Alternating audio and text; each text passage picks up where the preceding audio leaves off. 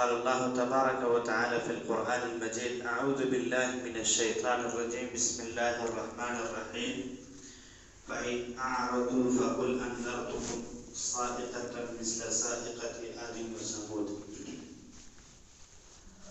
ہر قسم کی بڑائی، بزرگی، برتری اللہ وحدہ لا شریک کے لیے،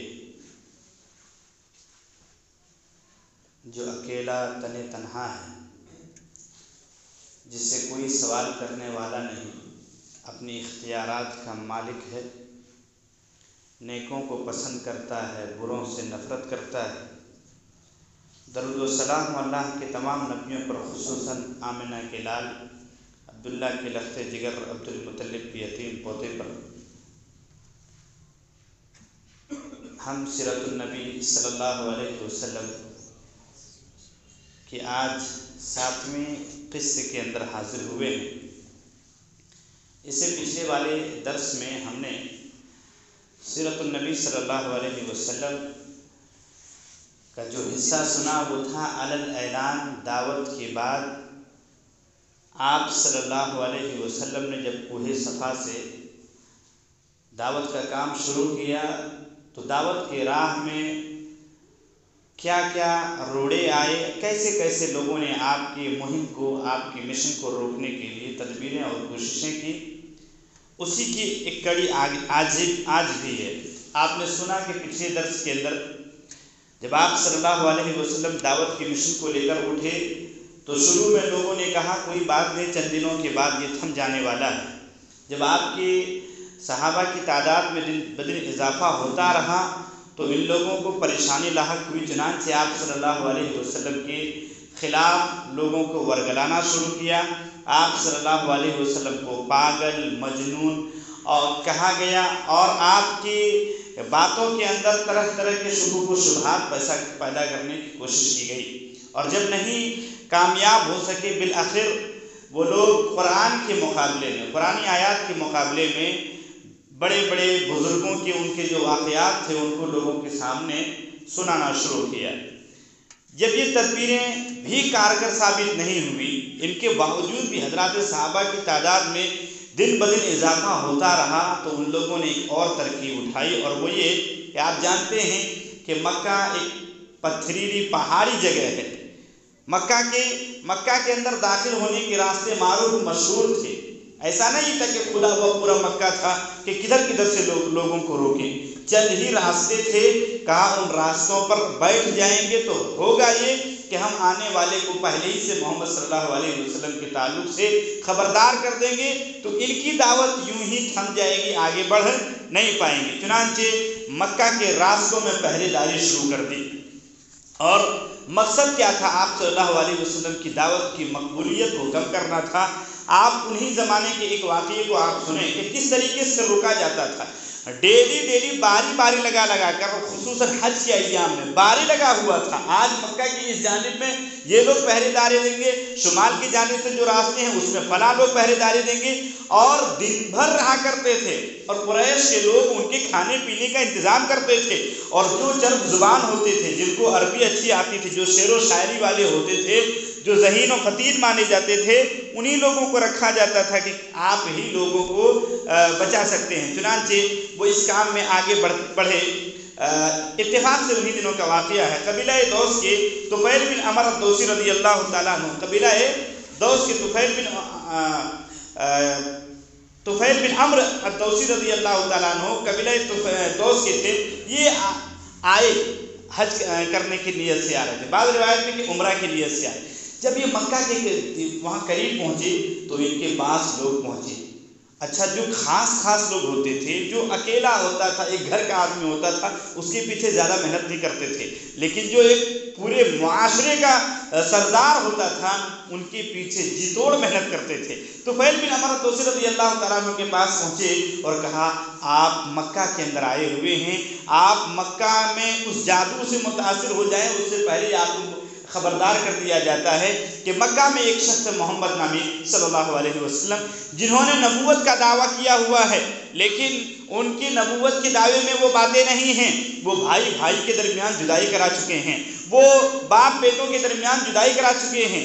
جو بھی ان کی بات سنتا ہے، کتنوں ہی ہوشیار اور چالاک کیوں نہ ہو، وہ ان کا ہو جاتا ہے اور وہ سب سے کٹ جاتا ہے۔ لہذا ہماری بات مانیں، آپ ان سے ملاقات نہیں کریے گا، آپ ان سے ملاقات کسی بھی حال میں نہیں کریے گا۔ تو طفیل بن عمرو الدوسی رضی اللہ تعالیٰ عنہ کہتے ہیں ٹھیک ہے، ان سے ملاقات نہیں کریں گے۔ آگے بڑھتے ہیں، جب مسجد حرم کے پاس آتے ہیں، وہاں آنے کے بعد بیت اللہ کے قریب آنے کے بعد کہتے ہیں پتہ نہیں اگر محمد مل گئے، پہچانتا تو ہوں نہیں، بہتر ہے کہ کان میں روئی رکھ لیا جائے کہ اگر ان سے ملاقات ہو جاتی ہے تو نہ ان کی بات میرے کانوں تک پہنچے گی کہ اثر کچھ ان کی باتیں کرے گی۔ چنانچہ انہوں نے کان میں روئی رکھا اور روئی رکھنے کے بعد مسجد میں آئے، طواف کیا۔ اتنے میں اللہ کے نبی صلی اللہ علیہ وسلم سے ملاقات ہوتی ہے۔ جان نہیں رہے کہ یہ محمد صلی اللہ علیہ وسلم ہیں۔ آپ صلی اللہ علیہ وسلم کے پاس جانے کے بعد کہتے ہیں آپ کون ہیں؟ آپ صلی اللہ علیہ وسلم کا انداز کیسا بھی آدمی ہو، مسکرا کے جواب دیتے تھے۔ آپ نے کہا میں محمد ہوں۔ اب یہ بات میں اسلام لانے کے بعد واقعہ بیان کرتے ہیں کہ جب انہوں نے کہا محمد، تو میرے کان میں بات سنائی نہیں پڑی کیونکہ میں نے کان میں روئی رکھا ہوا تھا۔ میں نے کہا میں ایک قبیلے کا سردار، ان کی بات سن لینے میں کیا جاتا ہے؟ اگر اچھی بات لگی تو مان لوں گا، اچھی بات نہیں لگی تو رد کر دوں گا۔ کہتے ہیں دوبارہ پوچھا، دوبارہ انہوں نے کہا محمد، لیکن ان کی بات دوبارہ بھی نہیں آئی، مسکرا کر۔ پھر میں نے تیسری بار کہا آپ کون ہیں؟ کہا میں محمد بن عبداللہ۔ اپنے پورے نسب کو بیان کیا۔ میں نے کان کو روئی سے باہر نکالا اور تیسری بار جو چہرے کے اندر مسکراہٹ تھی، میں نے کہا اگر آپ محمد ہیں، دیکھیے اخلاق، اگر آپ ہی وہ شخص ہیں جن کے بارے میں ایسا کچھ کہا گیا ہے تو ہاتھ بڑھائیے، میں اسلام قبول کر لیتا ہوں۔ کچھ بھی آپ نے بھی دعوت کا کام نہیں کیا ہے، انداز صرف یہ کہ 3 بار ایک آدمی نے آپ سے خطاب کر کے آپ ہی کا نام پوچھا۔ ہم اور آپ ہوتے تو سوچئے اگر بہرا اورا پتہ نہیں کیا کہہ کے بھگا دیتے، لیکن کہا اچھا آپ ہیں، وہ اسلام قبول کر لیتے ہیں۔ تو اس زمانے میں ایسا بھی کام کیا گیا۔ جب دیکھا مکہ والوں نے دیکھا ارے بھائی یہ بھی تدبیریں کام نہیں آ رہی ہیں، ہم راستے میں بیٹھ رہے ہیں، لوگوں کو روک رہے ہیں، پھر بھی لوگ محمد صلی اللہ علیہ وسلم کے قریب ہوتے جا رہے ہیں۔ چنانچہ ان لوگوں نے اب ایک الگ میٹنگ رکھی کہ اب ایسا نہیں ہونے والا ہے، ان کی جال میں لوگ پھنستے جا رہے ہیں، اب الگ اپائے کیا جائے۔ الگ طریقہ کیا کیا گیا کہ اب جا کر محمد صلی اللہ علیہ وسلم کو ہی ڈرایا اور دھمکایا جائے کہ اگر آپ اپنی دعوت سے باز نہیں آتے ہیں تو آپ کو ہی ختم کر دیا جائے گا۔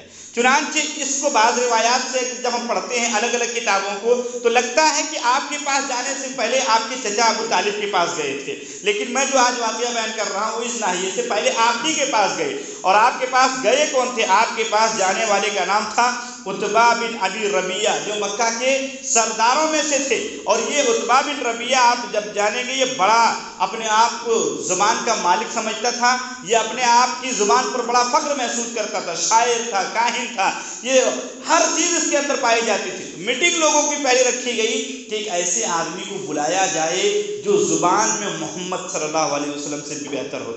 اچھا آپ کی زبان ابھی بہتر نہیں تھی، آپ جو قرآن پیش کرتے تھے وہ اللہ کے کلام پیش کرتے تھے، آپ کی زبان تو تھی نہیں، وہ اتنی بہتر ہوتی تھی کہ لوگوں کے پاس کوئی توڑ نہیں تھا۔ کہاں ایسے آدمی کو لایا جائے جو زبان کا ماہر ہو۔ چنانچہ عتبہ بن ربیعہ کو آپ کے لیے منتخب کیا گیا۔ عتبہ بن ربیعہ آپ صلی اللہ علیہ وسلم کے لیے تیار ہوئے، آپ صلی اللہ علیہ وسلم کے پاس گئے اور عتبہ بن ربیعہ نے آپ کے پاس کئی قسم کے سوالات کیے۔ پہلے ہی آپ کو ذہنی طور پر پریشانی میں ڈال دیا گیا تھا۔ پہلے کہا آپ تو بڑے اچھے تھے، آپ کی تعریف کی، اس کے بعد کہا کہ آپ نے ابھی سماج و معاشرے کے اندر ایک الگ قسم کی وبا قائم کر دی ہے، ایسا لگتا ہے کہ کل یا پرسوں، ایسا لگتا ہے کہ کل ہی یا ایک ہی یا 2 دن میں لوگ تلوار لے کر نکل پڑیں اور ایک دوسرے کو ہلاک کر دیں، ایسا آپ نے ماحول کر دیا ہے، کیا ضرورت پڑی ہے، کیوں ایسا کر رہے ہیں؟ کہیں آپ کو مال کی ضرورت تو نہیں ہے؟ کہیں آپ کو مال کی ضرورت تو نہیں ہے؟ اگر آپ کو مال کی ضرورت ہے، مال کی خواہش مند آپ ہیں تو ہم آپ کو بہت زیادہ مال دے دیں گے۔ کہیں آپ سرداری کی تو خواہش مند نہیں ہیں، ہم آپ کے پیچھے بڑے بڑے لوگوں کو لگا دیں گے جو آپ کے ماتحتی میں رہیں گے۔ جب یہ سارا کچھ کہہ رہے تھے اس کے بعد انہوں نے ایک سوال بھی قائم کیا، اچھا یہ بتائیے، یہ پہلے تو کہہ لیا ہے، غصہ تو پہلے دلا چکے ہیں، اس کے بعد کہتے ہیں اچھا یہ بتائیے اے محمد صلی اللہ علیہ وسلم، آپ افضل ہیں یا آپ کے والد صاحب افضل ہیں؟ آپ بہتر ہیں یا آپ کے دادا بہتر ہیں؟ اگر آپ صلی اللہ علیہ وسلم کہتے ہیں کہ میں افضل ہوں، تب بھی بہانہ اس کو مل جاتا کہ دیکھو یہ اپنے باپ دادا سے اپنے آپ کو اچھا کہتا ہے، اپنے آپ کو افضل بتاتا ہے۔ آپ صلی اللہ علیہ وسلم خاموش رہے، آپ نے کسی بھی قسم کا جواب نہیں دیا۔ اگر آپ کہتے کہ ہم سے بہتر ہمارے باپ دادا تھے، تب بھی آپ ہنس کے کہتے پھر آپ ان کے معبودوں کی توہین کیوں کر رہے ہیں؟ وہ کہتے تھے آپ ہمارے معبودوں کی توہین کرتے ہیں، نکتہ چینی کرتے ہیں، ان کو جھوٹا اور بے سہارا گردانتے ہیں۔ یہ تمام قسم کے سوالات آپ صلی اللہ علیہ وسلم خاموش رہے۔ آپ نے کہا، مسند احمد کی حدیث ہے، جابر بن عبداللہ اس کے راوی ہیں، آپ نے کہا کیا آپ کی بات مکمل ہو گئی ہے؟ کہا ہاں میری بات مکمل ہو گئی ہے۔ آپ صلی اللہ علیہ وسلم نے اعوذ باللہ من الشیطان الرجیم بسم اللہ الرحمن الرحیم کہنے کے بعد سورہ فصلت کی آیت نمبر 1 سے لے کر 13 تک کی تلاوت کر دی۔ آئے تھے آپ صلی اللہ علیہ وسلم کو منوانے کے لیے، بھیجا تھا وہاں کے بڑے بڑے لوگوں نے، ابو جہل، ابو لہب اور اسی طریقے سے ایک امارہ نام کے شخص تھے، ان لوگوں نے آپ کو بھیجا ہوا تھا چن کے کہ جا کے آپ قائل کر کے آئیں، آج ہی سارا کچھ ہو جائے۔ جب آیت نمبر 13 پہ پہنچے، 12 تک تو وہ خاموش تھے، آیت نمبر 13 میں آپ کے سامنے پیش کر رہا ہوں۔ میں حافظ قرآن نہیں ہوں، ایک دو بار بات آئی ہے، پوری آیت مجھے یاد نہیں رہتی ہے، وہ آیت پیش کر رہا ہوں جو آیت خاص ہے۔ جب اس آیت پہ پہنچے فَإِنْ أَعْرَضُوا فَقُلْ أَنذَرْتُكُمْ صَاعِقَةً مِثْلَ صَاعِقَةِ عَادٍ وَثَمُودَ۔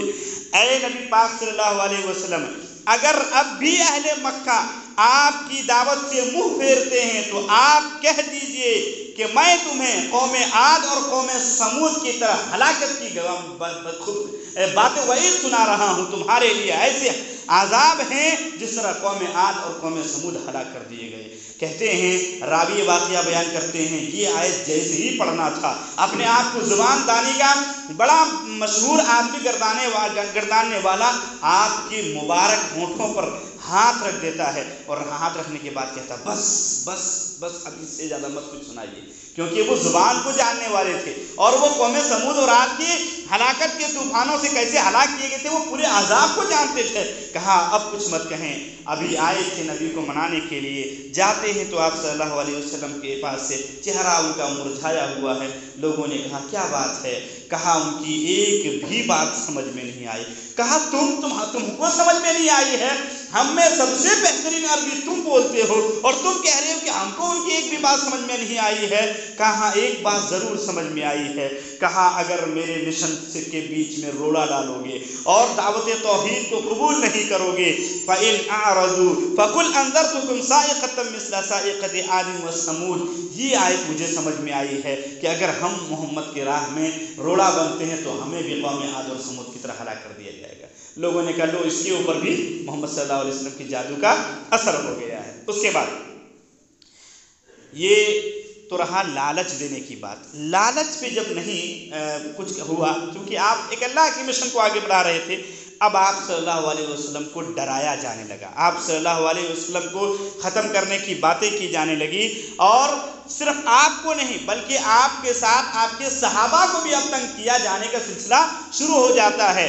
آپ جانتے ہیں جو بھی اسلام قبول کرتے تھے ان شخصوں کی 3 حیثیت ہوتی تھی، یا تو وہ مالدار ہوا کرتے تھے، یا معاشرتی طور پر ایک آدمی اچھے مقام والا ہوتا تھا، یا یہ کہ وہ غریب اور کمزور طبقے کے ہوا کرتے تھے۔ چنانچہ اگر کوئی مالدار ہوتا تھا تو ابو جہل اس سے جا کر کہتا تھا کہ اگر کوئی مالدار مسلمان ہوتا تو ابو جہل کہتا کہ اگر تم محمد صلی اللہ علیہ وسلم سے اپنے آپ کو دور نہیں کرتے ہو تو ہم تمہاری تجارت کو تباہ کر دیں گے۔ اور اگر کوئی معاشرتی طور پر اچھے مقام والا آدمی ہوتا تھا تو کہتا تھا ابو جہل کہ اگر تم محمد سے دور نہیں ہوگے تو تمہاری زندگی کو خواب پریشاں کی طرح کر دیں گے۔ اور اگر غریب ہوتا تھا تو کیسے ستایا جاتا تھا وہ انشاءاللہ آنے والے ہفتے کو ہم بیان کریں گے۔ بہت بھیانک طور پر ستاتے تھے۔ پھر اسی پر جب بس نہیں ہوئے، آپ دعوت سے نہیں رکے اور آپ دعوت سے بڑھتے جا رہے ہیں، اب کچھ لوگ آپ صلی اللہ علیہ وسلم کے چچا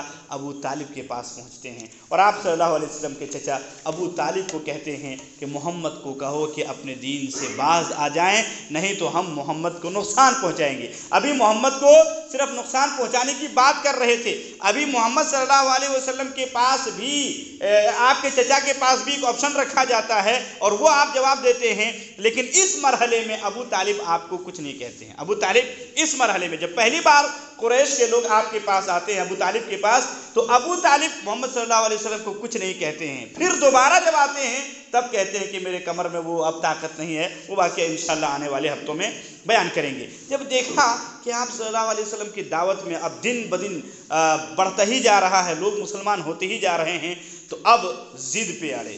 اور آپ جانتے ہیں جب انسان دلیل سے ہار جاتا ہے، آپ صلی اللہ علیہ وسلم کی باتوں کی کوئی کاٹ ان کے پاس نہیں تھی۔ آپ جو قرآنی آیات پیش کرتے تھے اس جیسی آیت ہی بھی پیش نہیں کر سکتے تھے۔ سورہ بنی اسرائیل اب جب پڑھیں گے تو اللہ رب العالمین نے ان لوگوں کے چند مطالبات کا ذکر کیا ہے۔ سورہ بنی اسرائیل کے اندر کفار مشرکین کے چند مطالبات، اب ان لوگوں نے معجزے کا مطالبہ کرنا شروع کر دیا کہ اچھا آپ نبی ہیں تو یہ کر دیجئے، اچھا آپ نبی ہیں تو یہ کر دیجئے۔ اس میں اللہ نے سورہ بنی اسرائیل جب پڑھیں گے تو آپ اس میں پائیں گے کہ اللہ نے پہلے قرآن کو کہا کہ یہ لوگ آپ کی قرآن جو آپ پیش کر رہے ہیں ایسے قرآن یہ لوگ لا نہیں سکتے ہیں، ان کے پاس کوئی توڑ نہیں ہے، تو اس چیز پر اتر آئے ہیں۔ تو کیا ان لوگوں نے کہا وَقَالُوا لَوْلَا نُزِّلَ عَلَيْهِ آیَةٌ، ارے آپ نبی اپنے آپ کو بتاتے ہیں، کوئی معجزہ کر کے دکھلائیے نا۔ اچھا کیا کیا معجزہ تھا؟ معجزہ یہ دیکھا تھا، شاعر مجنون پاگل سب کہہ چکے تھے۔ پہلا معجزہ ان کا یہ تھا وَقَالُوا لَن نُؤْمِنَ لَكَ حَتَّى تَفْجُرَ لَنَا مِنَ الْأَرْضِ يَنبُوعًا۔ اپنے آپ کو آپ نبی کہتے ہیں تو جب تک اس زمین میں، اور مکہ کی زمین آپ جانتے ہیں جو عمرہ کرنے گئے حج کرنے گئے ہیں، کیسے پہاڑوں والا شہر ہے، وہاں پورے مکہ کے اندر اللہ کی خاص برکت تو یہ ہے کہ زمزم کا سب سے بہترین دنیا کا پانی وہی ہے، لیکن پانی سب سے کم وہی ہے زمینی اعتبار سے۔ کہا آپ اپنے آپ کو نبی کہتے ہیں، ہم آپ کی نبوت کو ماننے کے لیے تیار ہیں، آپ یہاں پر نہروں کو بہا دیں ہم آپ کو نبی مان لیں گے۔ پھر کہا او تکون لک جنت من نخیل وعنب فتفجر الانہار خلالها تفجیرا، یا یہ کہ آپ کے پاس کھجوروں کا ایک ایسا باغ ہو جس کے نیچے نہریں بہ رہی ہوں۔ وہ سرسبز و شاداب کی بات کر رہے ہیں زمین کو کرنے کے لیے، وہ بنجر زمین میں کھیتی کی بات کر رہے ہیں۔ پھر کہا او تسقط السماء كما زعمت علينا كسفا او تأتي بالله والملائكة قبيلا، یا ایسا کیوں نہ کر دیتے ہیں کوئی آسمان سے وبا ہمارے اوپر گرا دیجئے، عذاب ہی لے آئیے، یا اللہ اور فرشتے کو جن کا آپ توسط دیتے ہیں کہ فرشتے مجھے لا کر بات سناتے ہیں، اللہ مجھے کہتا ہے تو اللہ اور فرشتے کو حاضر کرا دیجئے۔ او یکون لک بیت من زخرف او ترقى في السماء ولن نؤمن لرقیک حتى تنزل علينا كتابا نقرأه قل سبحان ربی هل كنت الا بشر رسولا۔ ان لوگوں نے کہا یا یہ کہ آپ کے پاس کوئی سونے ہونے کا گھر ہوتا، آپ تو غریب ہیں، آپ تو یتیم ہیں، آپ کے پاس کوئی اچھا گھر بھی نہیں ہے، آپ کے لیے اپنا گھر تو اچھا ہونا چاہیے تھا، یا اسی طریقے سے کوئی کتاب ہی، ایسا نہیں کہ آپ کے پاس کتاب دے، آپ ہماری نگاہوں کے سامنے آسمان پہ چڑھیں پھر وہیں سے کتاب ڈائریکٹ لے کر آئیں اور ہمیں دیں۔ آپ دیکھیے اللہ نے کیا بہترین جواب دیا۔ اللہ نے کہا آپ اتنا مان لیجئے، ہم اہل سنت والجماعت اہل الحدیث کا عقیدہ، بلکہ تمام اہل سنت والجماعت کا عقیدہ ہے کہ معجزات کا یا اسی طریقے سے کرامت کا، یہ ہم ان چیزوں کا انکار نہیں کرتے ہیں، لیکن یہ صرف اللہ کی طرف سے ہوتا ہے، انسان نہیں کرا سکتا ہے، اپنی طرف سے کوئی نہیں کرا سکتا ہے۔ اللہ نے کہا قل سبحان ربی هل كنت الا بشر رسولا، اے نبی پاک صلی اللہ علیہ وسلم کہیے میں تو ارے بھیا تمہاری طرح انسان ہوں، یہ جو تم مطالبہ کر رہے ہو نا یہ اس کے لائق ہے، وہ ذات یہ سب کچھ کر سکتا، میں تو تمہاری طرح کے انسان ہوں، رسول بنا کر بھیجا گیا ہوں، میرے بس میں یہ سب چیزیں نہیں ہیں، آپ کو ماننا ہے تو مان لیجئے۔ اللہ نے ایسا کیوں کہا؟ اللہ ایک جگہ فرماتا ہے وَلَوْ جِئْتُهُمْ بِكُلِّ آیَةٍ، اللہ چاہے تو تمام طرح کی ان کے جو دلائل تھے نا مطالبات، اللہ سب پورا کر سکتا تھا، لیکن اللہ نے پورا کیوں نہیں کیا؟ اللہ نے اس لیے پورا نہیں کیا کہ جس بھی قوم نے، جس بھی نبی کے امتی نے معجزے کا مطالبہ کیا اور پھر ایمان نہیں لایا تو اللہ نے اس قوم کو اتنا برا ہلاک کیا ہے کہ وہ عبرت کے لیے دنیا کے اندر ان کی تاریخ باقی رکھ دی گئی ہے۔ اللہ نے آپ دیکھیے قوم سمود کو دیکھ لیجیے، قوم سمود کا حشر دیکھ لیجیے، صالح علیہ السلام جب دعوت کو لے کر گئے تو ان لوگوں نے الگ الگ مطالبات کیا، تو کہا یہ جو پہاڑ ہے سامنے اس سے اونٹنی نکلوا کے دکھلوا دیجیے، اونٹنی اللہ کے معجزے سے نکل جاتا ہے، پھر اس اونٹنی کی عزت و احترام کرنے کا ایک الگ हुक्म दिया जाता, लेकिन उन लोगों ने उसे ज़बह करके खा लिया तो अल्लाह रब्बुल आलमीन ने उन लोगों को हलाक व बर्बाद कर दिया। तो ये इस तरह के जब हालात पेश आए तो ज़हनी तौर पर आप सल्लल्लाहु अलैहि वसल्लम थोड़े से गमगीन हो गए। आप देखिए ऐसे ऐसे मुतालबात हो रहे हैं, अब तक जितनी बातें हो रही थी आपके पास सारी चीज़ों का तोड़ हो रहा था, सारी चीज़ों का तोड़ था, लेकिन ये जो कह दिया गया कि ये कर दीजिए वो कर दीजिए, आप सल्लल्लाहु अलैहि वसल्लम ज़हनी तौर पर थोड़े, आपका दिल थोड़ा कमज़ोर होता है, उदास हो जाते हैं। और आप सल्लल्लाहु अलैहि वसल्लम सफ़ा पहाड़ी के पास, या दूसरी रिवायत में आता है कि आप एक जगह तन्हाई लेकर बैठ जाते हैं। इतने में जिब्राइल अलैहिस्सलातु वस्सलाम आते हैं और आने के बाद कहते हैं ऐसा लगता है कि आप उदास हैं। कहाँ, क्यों ना उदास हूँ। इन लोगों का एक और मुतालबा है कि अगर आप नबी हैं, अपने आप को नबी होने का दावा करते हैं, तो ये सफ़ा पहाड़ी जो है, इस पहाड़ी को आप सोने का पहाड़ी बना दीजिए। हम लोग काहे बाहर तिजारत करने जाएंगे, यहीं से इसी को हिस्से में बांट लेंगे, हमारी पूरी ज़िंदगी गुजर जाएगी, हम तिजारत करने के लिए क्यों कहीं पर जाएँ। कहा ऐसे ऐसे मुतालबात हैं। जिब्राइल अलैहिस्सलाम ने कहा आप इतनी सी बात पे इतने परेशान हो गए, आप अपने मुकाम को नहीं जानते हैं। अल्लाह रब्बुल आलमीन ने कभी कभार आपको तसल्ली देने के लिए कुछ चीज़ें आपके लिए ख़ास किया है। आप सल्लल्लाहु अलैहि वसल्लम को कहा गया अच्छा आप उस पहाड़ी की तरफ इशारा कीजिए, उस दरख्त की तरफ इशारा कीजिए। जिधर भी आप इशारा कर रहे थे जिब्रील अमी के कहने पर, उधर से वो पत्थर या वो दरख्त चल के आप सल्लल्लाहु अलैहि वसल्लम के पास आ जाता था। फिर कहा जाता था आप इशारा कर दीजिए, जहाँ था वहाँ चला जाएगा, फिर वो उसी जगह पे वापस चला जाता था। तो ये आप सल्लल्लाहु अलैहि वसल्लम को एक तरीके से जो दिल आपका कमज़ोर हो रहा था, आप सल्लल्लाहु अलैहि वसल्लम ने कहा नहीं मैं अल्लाह रब्बुल आलमीन की ज़ात से मायूस नहीं हूँ, लेकिन लोगों के को लेकर सोचता हूँ। कुरान में एक जगह सूरे कहफ में है, बल्कि सूरे कहफ में 3 और सवालात का भी मुश्रिकीन मक्का ने जिक्र किया था, वो इंशाअल्लाह आने वाले दर्स में रखेंगे। सूरे कहफ में अल्लाह ने नबी सल्लल्लाहु अलैहि वसल्लम की कैफियत, दिली कैफियत को बयान किया कि आप लोगों को सोच कर ऐसा लगता है कि अपने आप को हलाकत में डाल लेंगे कि लोग कैसे जहन्नम में चले जाएंगे। इस फिक्र में आप बहुत रहा करते थे। जब मुतालबात से भी बात नहीं बने, मौजज़ा वगैरह से उनको मिला नहीं, ऐसा नहीं कि एक भी मौजज़ा पूरा नहीं हुआ, उनके सामने एक ईमान लाने के लिए एक ही मौजज़ा काफ़ी था। उन लोगों ने कहा अच्छा अगर आप नबी हैं, एक मौजज़ा पूरा हुआ था वो बताता हूँ। उन लोगों ने कहा अगर आप नबी हैं, आपका जादू हम लोगों पर तो चल जा रहा है, आप जो जादू कर दे रहे हैं हम लोगों पर चल रहा है, आसमानी दुनिया पर थोड़ा ना आपका जादू चलेगा। अगर आप नबी हैं तो चाँद को 2 टुकड़ा कर दीजिए। अल्लाह के हुक्म से आपने उंगली उठाया था और चाँद 2 टुकड़े में बट गया था। ईमान लाना था ना उन लोगों को।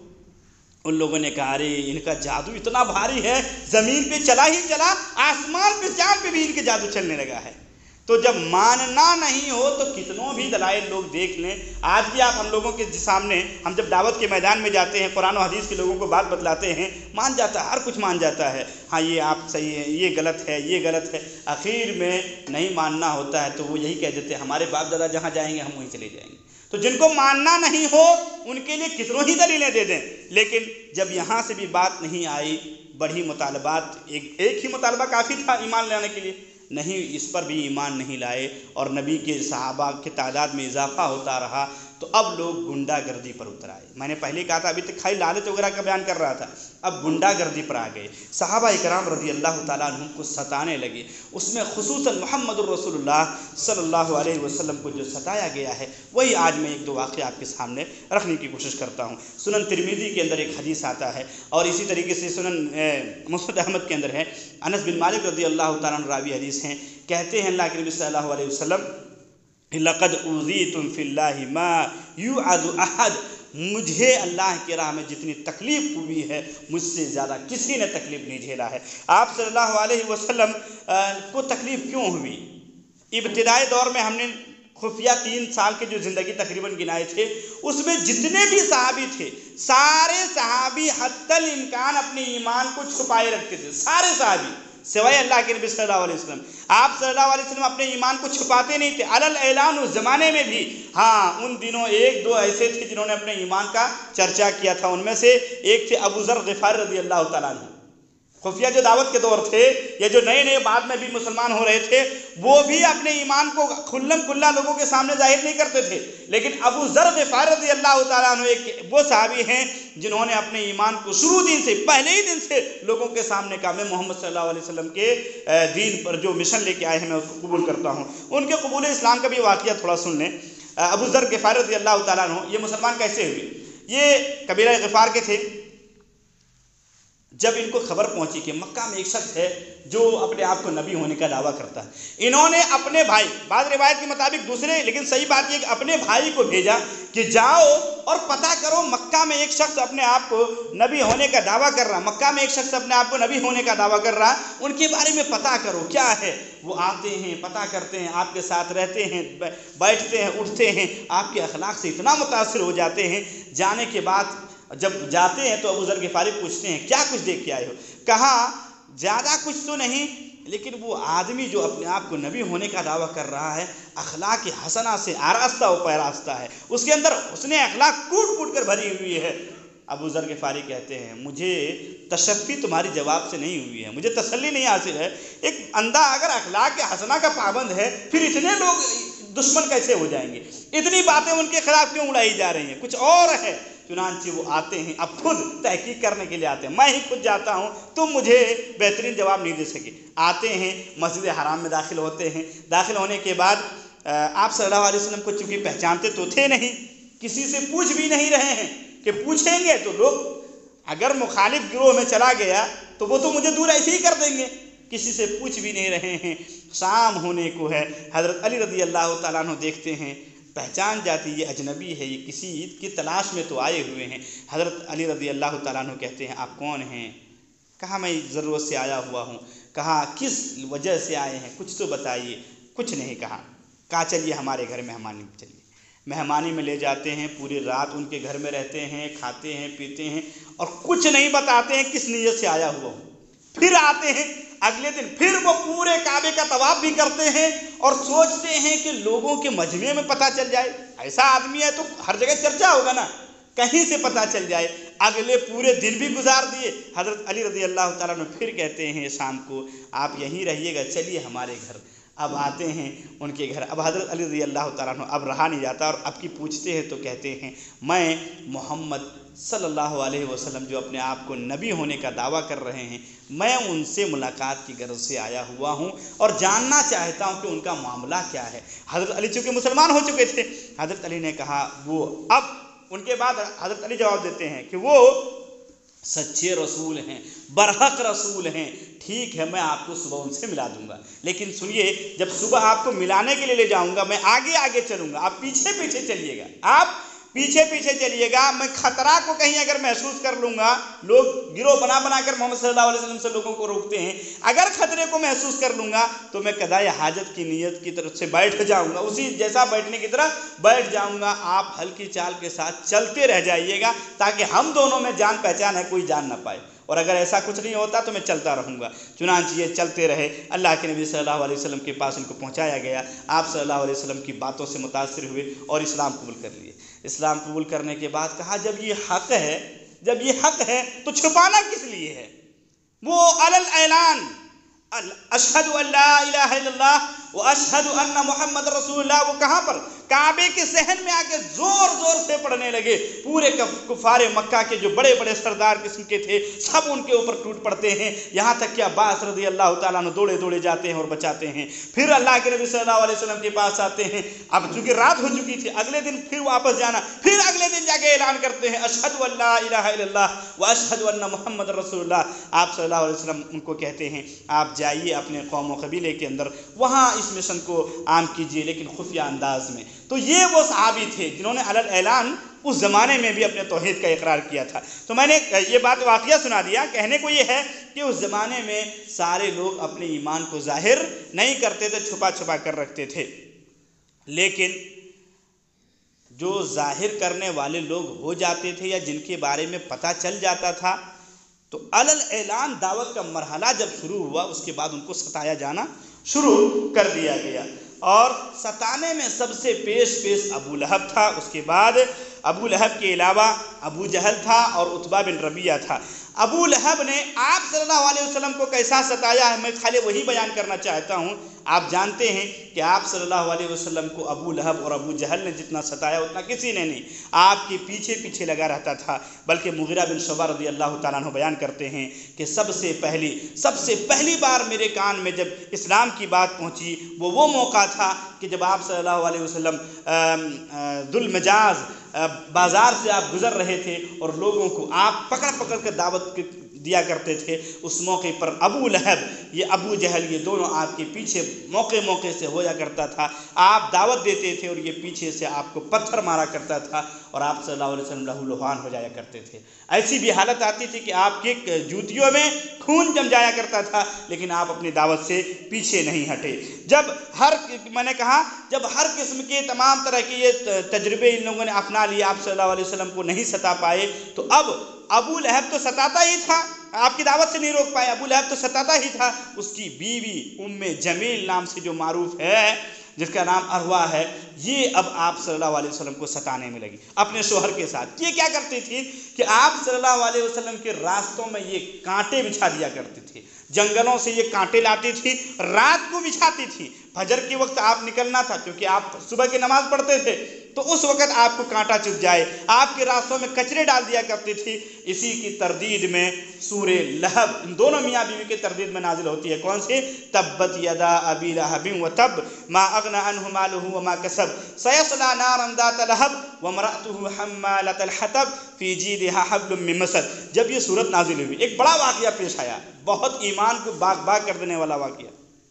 جب یہ صورت نازل ہوئی تو ام جمیل کے کانوں میں جب یہ باتیں پہنچی کہ ایسا ابو محمد صلی اللہ علیہ وسلم ایسی ہمارے بارے میں کہتے ہیں، کیونکہ وہ مانتے تو تھے نہیں، اور اگر مانتے بھی تھے تو بہت ناراض ہوئی۔ کیا ہے اس میں کہ ابو لہب کے دونوں ہاتھ برباد ہوں، ان کے دونوں ہاتھ ٹوٹ جائیں؟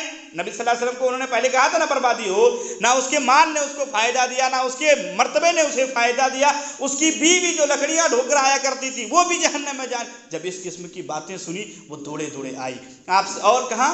مسجد حرام کے اندر۔ اس موقع پر آپ صلی اللہ علیہ وسلم اور ابو بکر صدیق رضی اللہ تعالیٰ عنہ مسجد حرام کے اندر تھے۔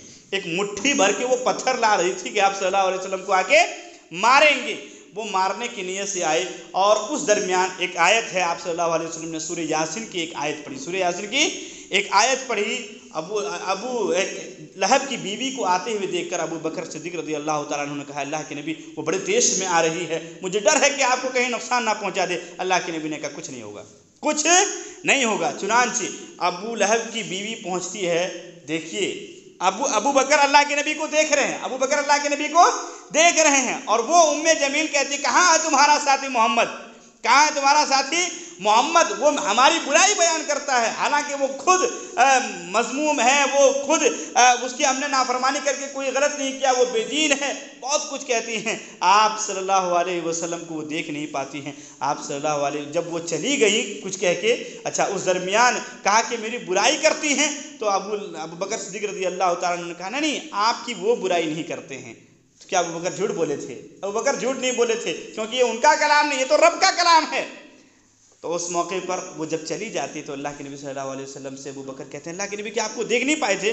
کہا نہیں، اللہ نے میرے اور اس کے درمیان ایک پردہ حائل کر دیا تھا جس کی وجہ سے اس نے مجھے نہیں دیکھا ہے۔ تو یہ ایمانی واقعات ہیں۔ اسی طریقے سے اب آپ ہی صلی اللہ علیہ وسلم کو ستائے جانے کے واقعہ ایک اور لے لیجئے، آپ کو کیسے ستایا جاتا تھا۔ بہت تکلیف ہوتی ہے، لیکن یاد رکھیے ان واقعات کو جب سنیں گے تو نبی سے محبت میں اضافہ ہوتا ہے۔ نبی صلی اللہ علیہ وسلم نے کتنی تکلیفیں، کٹھنائیاں، پریشانیاں، مشقتیں جھیل کر ہم تک دین پہنچایا ہے، صرف ہم سبوں کو جہنم سے بچانے کے لیے، صرف ہم سبوں کو جہنم سے بچانے کے لیے۔ عبداللہ بن مسعود رضی اللہ تعالیٰ عنہ بیان کرتے ہیں کہ مسجد حرام میں ایک موقع پر اللہ کے نبی صلی اللہ علیہ وسلم نماز پڑھ رہے تھے، مکہ کے سارے لوگ بیٹھے ہوئے تھے۔ جب آپ صلی اللہ علیہ وسلم سجدے میں جاتے تو ابو لہب کہتا کون ہے وہ شخص جو فلاں کے یہاں جو آج اونٹنی ذبح کی گئی ہے، یا فلاں کے یہاں جو جس اونٹنی نے آج بچہ جنا ہے اس کی اوجڑی کو لائے، کوئی ہے ایسا؟ تو ایک بدبخت اٹھتا ہے اور وہ لاتا ہے، چنانچہ ابو لہب آپ صلی اللہ علیہ وسلم حالت نماز میں ہوتے ہیں کہ وہ اوجھڑی آپ کے اوپر ڈال دیتا ہے۔ آپ صلی اللہ علیہ وسلم اس کو ہٹاتے ہیں، لیکن آپ کچھ بھی زبان سے شکایت کے کلمات نہیں نکالتے۔ آپ صلی اللہ علیہ وسلم نے ان کو کچھ نہیں کہا۔ اسی طریقے سے عقبہ، اچھا یہ جو کہہ تو وہ رہا تھا، لیکن ابو لہب وہ ڈالا کس نے تھا؟ عقبہ بن معیط نے، عقبہ بن ابی معیط نے یہ اوجھڑی آپ صلی اللہ علیہ وسلم کے اوپر ڈالا تھا۔ اور اچھا یہ عقبہ کے بارے میں ایک تھوڑی بات سن لیجئے۔ عقبہ یہ پہلے آپ صلی اللہ علیہ وسلم کو ستاتا نہیں تھا، آپ صلی اللہ علیہ وسلم کی عقبہ پہلے باتیں سنتا تھا، لیکن ہوا یہ کہ عقبہ سے ایک آدمی کی دوستی تھی، عقبہ سے ایک آدمی سے دوستی تھی، ان دونوں میں ملاقات نہیں ہوتی تھی، اور چونکہ آپ صلی اللہ علیہ وسلم کے مجلس میں آگے بیٹھتے تھے تو اس کے دوست نے کہا ایسا لگتا ہے کہ تم بھی محمد کے ساتھی ہو گئے ہو، تم بھی محمد کے ساتھی ہو گئے ہو۔ کہا اچھا قریش والے ایسا بولتے ہیں، کہا سارے لوگ ایسا بولتے ہیں، کہا اچھا بتاؤ مجھے یہ ثابت کرنے کے لیے کیا کرنا پڑے گا کہ تم لوگ مانو کہ میں محمد کا ہوا نہیں ہوں۔ تب ان لوگوں نے ایک تو یہ راستہ دیا تھا، اور ایک راستہ تھا کہ تم محمد صلی اللہ علیہ وسلم کے چہرے پر جا کر تھوک دو، نعوذ باللہ من ذالک۔ چنانچہ ایک موقع پر آپ صلی اللہ علیہ وسلم بیٹھے ہوئے تھے کہ یہ عقبہ بن ابی معیط آپ صلی اللہ علیہ وسلم کے چہرے پر آ کر تھوک دیتا ہے۔ آپ صلی اللہ علیہ وسلم نے کچھ بھی نہیں کہا، آپ صلی اللہ علیہ وسلم نے اپنے ہاتھ سے اپنے چہرے کو صاف کیا، اتنا کہا اللہم علیک بقریش، اے اللہ تو قریش کے لیے کافی ہو جا، اے اللہ تو قریش کے لیے کافی ہو جا۔ اتنا کہنا تھا کہ لوگوں کے چہرے سہم پڑے تھے۔ اور یہ عقبہ بن ابی معیط جب جنگ بدر کا موقع آیا، لڑائی کا موقع آیا، تو جنگ بدر میں لوگ ان کو جانے کے لیے کہہ رہے تھے، تو عقبہ بن ابی معیط نے اچھا اس موقع پر آپ صلی اللہ علیہ وسلم نے ایک جملہ کہا تھا کہ اے عقبہ بن معیط، جب باہر گئے آپ سے تھوڑے الگ ہوئے، اگر تم مکہ کی ان پہاڑی وادیوں سے باہر مجھے ملتے ہو تو میں تمہیں قتل کر دوں گا، مکہ سے باہر پہاڑی وادیوں سے ملتے ہو تو میں تمہیں قتل کر دوں گا۔ اتنا کہنا تھا۔ جنگ بدر کے موقع پر جب سارے لوگ لڑنے جا رہے تھے تو عقبہ بن ابی معیط کو کہا کہ چلو لڑنے چلتے ہیں۔ عقبہ نے کہا میں اس مکہ کی پہاڑی وادی سے باہر نہیں جاؤں گا، کیونکہ محمد صلی اللہ علیہ وسلم نے جو بولا ہے وہ ہوا ہے، اور جو وہ کہتا تھا وہ کر گزرتا تھا، میں نہیں جاؤں گا، مجھے ڈر ہے۔ کہا ارے وہ چند لوگ ہیں، ہم اتنے تعداد میں ہیں، یوں ہی ہم مسل دیں گے اور تم کو سب سے تیز ترار سواری میں بٹھائیں گے، خدا نہ خواستہ ہم ہار بھی جاتے ہیں تو تم کو کچھ نقصان نہیں پہنچے گا۔ چنانچہ یہ عقبہ بن ابی معیط پہنچتا ہے، لیکن جب وہاں پہنچتا ہے تو اس کی سواری گر جاتی ہے اور یہ حضرات صحابہ کی جکڑ میں آ جاتا ہے، حضرات صحابہ کے ہاتھوں ہی مرتا ہے، لیکن یہ اسے یقین ہوتا ہے۔ تو جنگ بدر کے موقع پر بسا اوقات آپ صلی اللہ علیہ وسلم کو ستانے کا ایک اور طریقہ لوگوں نے جو اپنایا تھا اس کو بھی آپ کے سامنے رکھ دیتا ہوں، اور وہ یہ تھا آپ صلی اللہ علیہ وسلم کے تعلق سے نہیں، یہ واقعہ تھوڑا عجیب، مطلب دل کو ایسا باغبان کر دیتا ہے، آپ سوچیں تو تعجب کریں گے۔ جب یہ اس سے بھی آپ صلی اللہ علیہ وسلم کو دعوت سے نہیں روک پائے، اس سے بھی یعنی اوجھڑی ڈال دیا گیا، چونکہ آپ دعوت، اس میں ہم لوگوں کے لیے کیا پیغام ہے کہ ہمیں بھی دعوت کا کام کرنا چاہیے، ہم بھی دعوت کا کام کریں گے تو کٹھنائیاں پریشانیاں آئیں گی، لیکن جو داعی ہوتا ہے اللہ کا، ان کی جانب سے اللہ کی طرف سے غیبی مدد ہوتی ہے۔ ایک موقع پر میں وہ آپ کے سامنے واقعہ رکھتا ہوں۔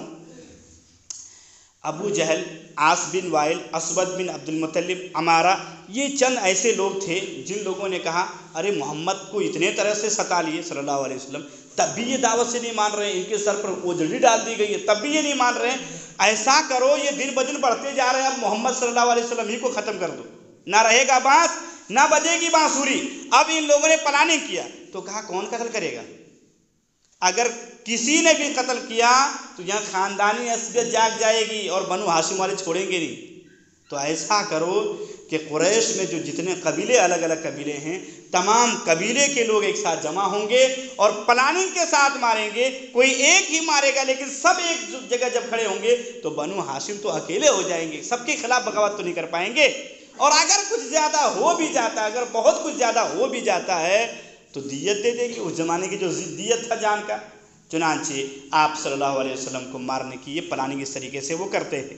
یہ بات حضرت फातिमा रज़ी अल्लाह अन्हा तक किसी तरीके से पहुंच जाती है। हज़रत फातिमा रज़ी अल्लाह ताला अन्हा अपने वालिद मोहतरम से कहते हैं, अब्बा जान आज अब नमाज़ पढ़ने मत जाइएगा। क्यों? क्योंकि जब ओझड़ी डाला गया था उस मौके पर आपने सजदा से सर नहीं उठाया था। यहाँ तक कि फातिमा रज़ी अल्लाह ताला अन्हा दौड़े दौड़े आती हैं और ओझड़ी को हटाती हैं। उस मौके पर फातिमा रज़ी अल्लाह ताला अन्हा चेहरा आपका मुतगय्यर हो जाता है और आप कहते हैं, तुम ऐसे आदमी को मार रहे हो जो सिर्फ एक अल्लाह की तरफ बुलाते हैं। और ऐसे ही एक मरतबा अबू बकर सिद्दीक़ रज़ी अल्लाह ताला अन्हु ने भी कहा, तुम ऐसे आदमी को मार रहे हो जिसकी इतनी सी गलती है कि सिर्फ एक अल्लाह की तरफ बुलाता है। तो इस मरतबा चूँकि फातिमा देख चुकी थी कि उन लोगों ने उतना जब कर दिया है तो मारने वाले भी प्लानिंग कर लेंगे। चुनांचे अल्लाह के नबी ने कहा, नहीं फातिमा, ये कभी कभार आप सल्लल्लाहु अलैहि वसल्लम को रब की जानिब से ऐसी मदद होती थी कि ईमान बढ़ जाता है। अल्लाह के नबी ने कहा, पानी लाओ। फौरी तौर पर वुज़ू किया, नमाज का वक्त करीब हो रहा होगा, आप मस्जिद गए। और ये प्लानिंग कितनी मजबूत थी कि हजरे अस्वद और रुकने यमानी के साइड में तमाम तरह लोग बैठे देख रहे थे कि कौन वो होगा जो जाकर मारेगा नाउज़ बिल्लाहि मिन ज़ालिक आप सल्लल्लाहु अलैहि वसल्लम को। और फिर अबू जहल ने कहा था कि मैं अपने पाँव से जब सजदे में जाएंगे मोहम्मद सल्लल्लाहु अलैहि वसल्लम तो पाँव से रगड़ के मार दूंगा।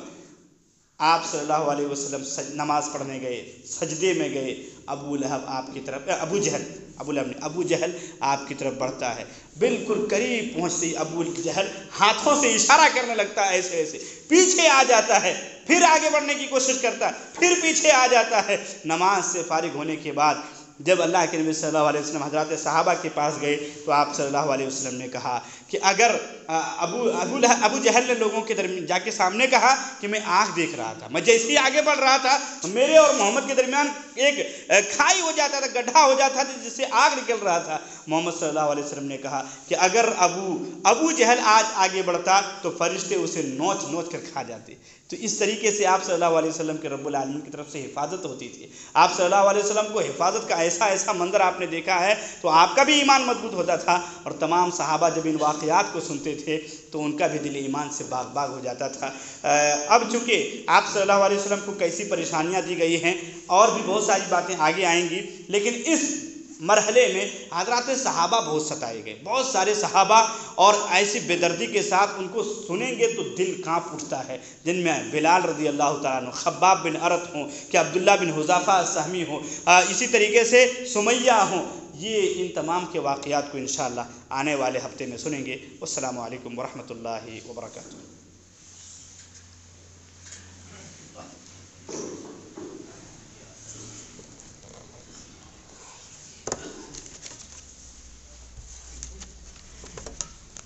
वालेकुम अस्सलाम, खैरियत से? वालेकुम अस्सलाम, अल्हम्दुलिल्लाह।